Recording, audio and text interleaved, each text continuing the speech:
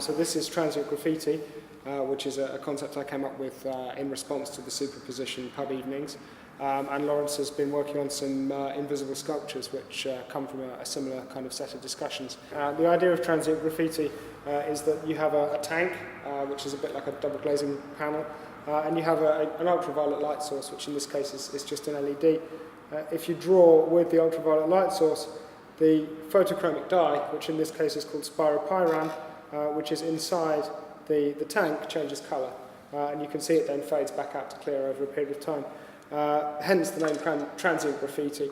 And obviously with a more powerful light source the effect will be stronger. And the idea is to then scale this up so that it's an interactive project that people can come and play with in a gallery setting or some other context. What we've actually done here is take two glass resins, which are very, very similar. The main reason we were looking at this is because we didn't expect that. We were starting to worry that this whole idea of putting one resin inside another wasn't going to work. Andy and I were talking now about how we could add in like a lead acetate solution in to make it so that one of the resins was much denser, so it would have a much higher refractive index, thank you, which would mean the light would go slower through it. Yay! So this morning had a lovely surprise because just as an experiment to see what would happen, took a pure sample, smashed it with a hammer and a chisel, dropped that inside this, which as you can see is like almost clear, except for the shards which you can see. When you shine a light through it though, you can see the change in the refractive index. So we've already got a bit of success that we're more than we were expecting. No? Can you see anything in it? No, not at the moment.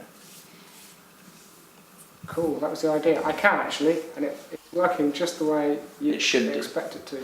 Yeah, you can. You can catch the edges of them and get refraction off the edges, which is exactly what we were hoping was going to happen.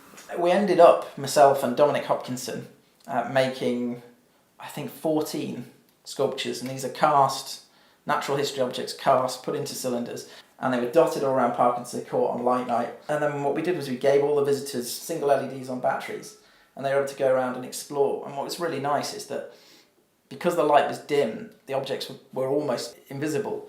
And actually it was something quite beautiful, people picking up these sculptures. People don't handle sculptures. They pick up a sculpture and then just try and explore it, try and work out what it is, what they're looking at. That was really exciting. You had like people from all different ages, all different backgrounds, just getting genuine enjoyment from essentially a beautiful puzzle.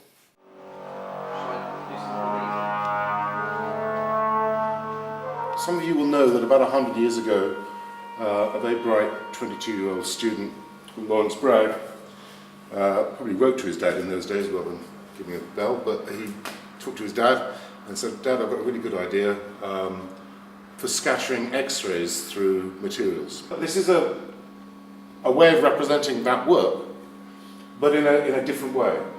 So the idea is that, so this is supposed to represent a crystal. Now the gap between these objects is large, and so X-rays don't scatter from this, but sound will. There's a piece of music by Schnittke called Sound and Resound, and it's a duet between an organ and a trombone at either end of a hall. And so the idea is to have a soundscape coming through this object, and hopefully as you walk around it, then you will interact with the sound in ways that the sound will become loud and stuff, and there'll be zones of silence and so forth. Science is about making mistakes as you build things. So the first idea that we had was that what we wanted something good and solid as a scattering centre. And so our first idea was to take these beach balls and fill them with polyurethane foam. And that was a complete disaster. We're just going to fill the balls with air. And what I think will happen, I don't know, we'll have to do the experiment. I don't think that the scattering idea is really going to work. So we don't really know whether this object's going to work. What are your thoughts? What are your thoughts? I don't think it works. Would it be better with a tone? We could try. Rather than that, we just need a Caribbean sound system. But in theory, there's no sound here. Yeah, I've got no sound. Sound there. So it's not the thing modulating. Huh? It's on a constant tone, is it? Yeah.